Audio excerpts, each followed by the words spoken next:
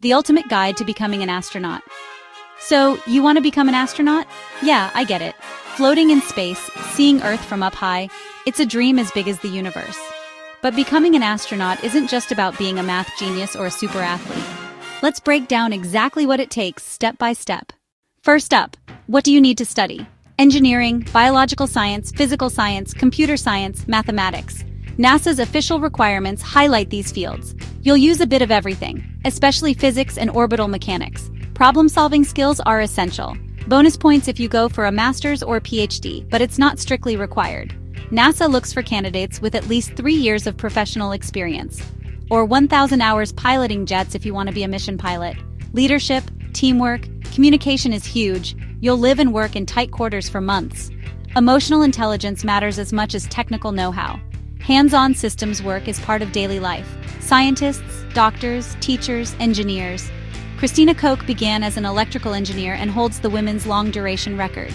Jessica Watkins, a geologist, is part of the Artemis generation. Training kicks off at Johnson Space Center. Think underwater simulations to practice spacewalks. You'll learn Russian and other operational languages for international missions. Survival training for return scenarios. Robotics and spacecraft systems practice. Plus centrifuge and zero-G flights to prep your body. Training usually takes about 2 years and includes medical screening for G-forces and microgravity tolerance. Once in space, what do astronauts actually do? They run scientific experiments that rely on microgravity. They maintain and repair the station, and sometimes conduct spacewalks to upgrade or fix systems. They study things like plant growth in space, and monitor human physiology under NASA's Human Research Program protocols. They also test new technologies that will carry us further into space. Even if you don't fly, there are many career paths supporting missions. Flight directors and ground engineers keep missions running. Scientists and mission planners design the experiments and flight plans.